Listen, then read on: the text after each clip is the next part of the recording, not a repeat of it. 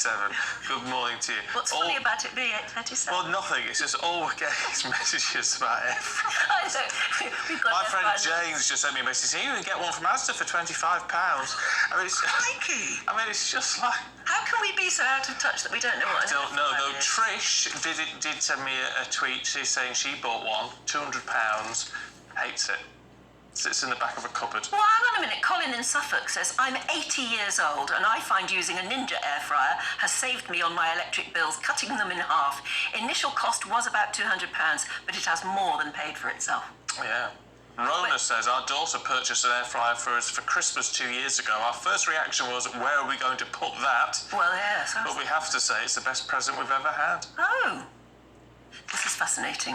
I mean, this shocked me. Anne says, the air fryer is a great thing. I cooked sausages and roast potatoes last night in mine. 20 minutes from cold. Perfectly crispy potatoes, sausages perfectly done. I can't quite get my head around that, but got to try it. Shax says, the one I bought has 2 separate fryers and can easily cook a meal for 4. You should get one. P.S. Love your outfit. Oh, thank you. Actually, I love that. Is that to you, then? No, I like that's to your you. shirt. That's to you. I like your shirt, but there you are. That's another concern. There you go. And in Milton Keynes, I want something for pensioners today. Tax cuts, stamp duty and national insurance reductions do nothing for those of us on pensions, spending 80% of our income on fuel bills. Yeah. Well, we're going to have to wait and see, aren't we? It's going to be interesting.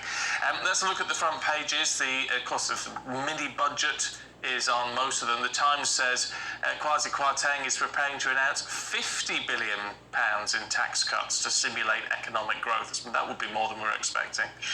Meanwhile, the Daily Mail says the Chancellor will announce the biggest tax cuts in 30 years, exclamation mark. The Guardian has the Bank of England's warning that the UK is in recession and interest rates may go up. It's horrible seeing that word, recession, isn't it?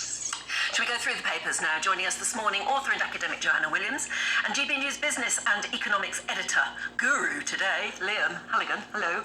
Hi. No pressure. No pressure. Well, we'll start with the mini budget, which is going to be announced hopefully under an hour from now.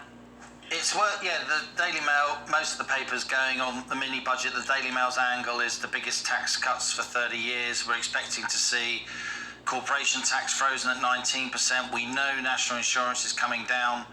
That 1.25 percentage point increase that Rishi Sunak implemented, that's being reversed. That's worth about 300 quid to the average working household. I wanted to say, though, I've just been checking my spreadsheets and graphs, and there seems to be something going on in the currency markets. The pound is under quite serious pressure. It's just gone on under $1.12 against the world's major reserve currency for the first time since the mid-1980s. It's been like $1.20, $1.25 for most of this year. It went below $1.15 a few days ago. It's now below $1.12, so quite serious deterioration in the pound. I think what's going on is that the markets know that a theme is emerging. A lot of commentators in Britain, a lot of institutions in Britain are countering the government narrative. They're saying the government is borrowing too much to pay for lockdown, to pay for this energy price cap that we're going to hear about today. The government is spending too much, but at the same time cutting taxes. When you cut taxes, the government's argument is that in the end that grows the economy, you get more revenue, but in the short term you may get even less revenue, making the public finances deteriorate, meaning it costs the British government more to borrow.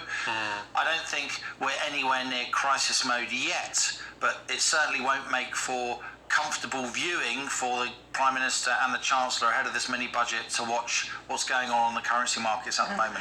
I mean, I have to say, I really hope they can hold their nerve, because it just seems to me that, as we've discussed earlier, this is a gamble, but it's a gamble on growing the British economy. It's a gamble on kind of dynamite, it seems to me, kind of really putting a booster rocket up and going for growth. And I think that long term, that's what we need.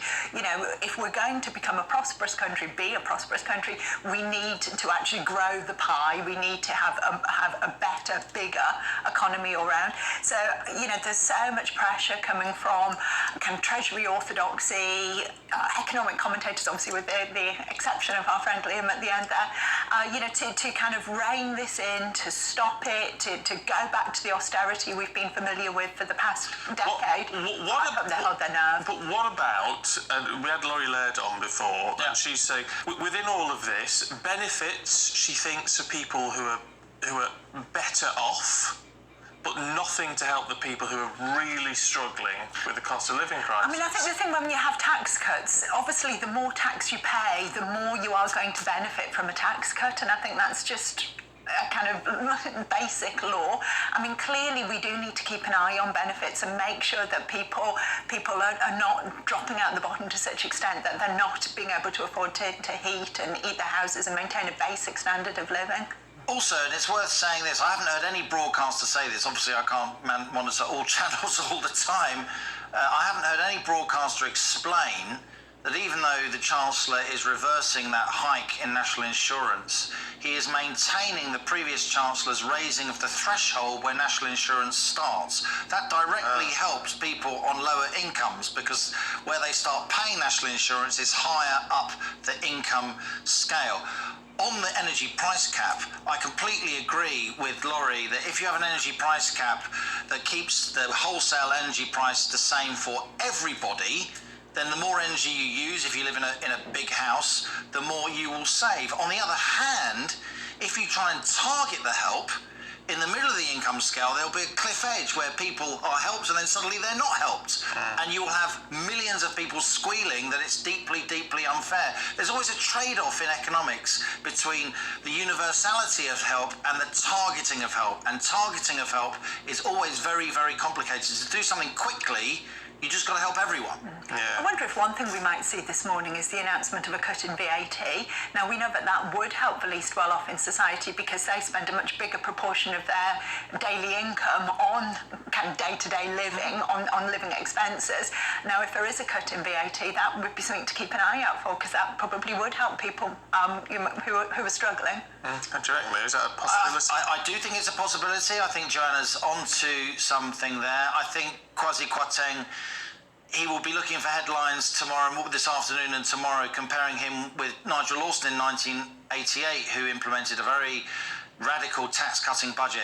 A budget, Stephen, which at the time was so controversial, even during his budget statement in the House of Commons, MPs completely throwing parliamentary convention to the wind, got up and heckled him and got thrown out because they didn't like these tax cuts. I'd also say that this energy support package, while it does include £400 grant for all households, which of course will help the well-off more, it also includes special targeted help for people receiving certain benefits that's bigger than that £400, more like £650, plus additional benefits for the disabled and those with mobility difficulties because they often use more energy on equipment that helps them in their everyday lives. Look, this is not about perfect systems. There's lots to criticise here. This is about the art of the possible after a hiatus in government. It's almost 80 days since Boris Johnson resigned as Prime Minister, during which a lot of the public got really concerned about making ends meet. That's why the government's moved fast. Well, you've got to move fast. In about a quarter of an hour, you're back here. But have a bowl of shreddies. With a mini-budget special. And it's going to be very, very interesting. You're going to be furiously writing down as the Chancellor speaks, aren't you? Good luck with that, Liam. Thank you, Anne. Thanks, Laurie. And I'm sure we've got lots of people joining in with lots of questions. I'm sure they will. Thank you very much indeed. Thank you.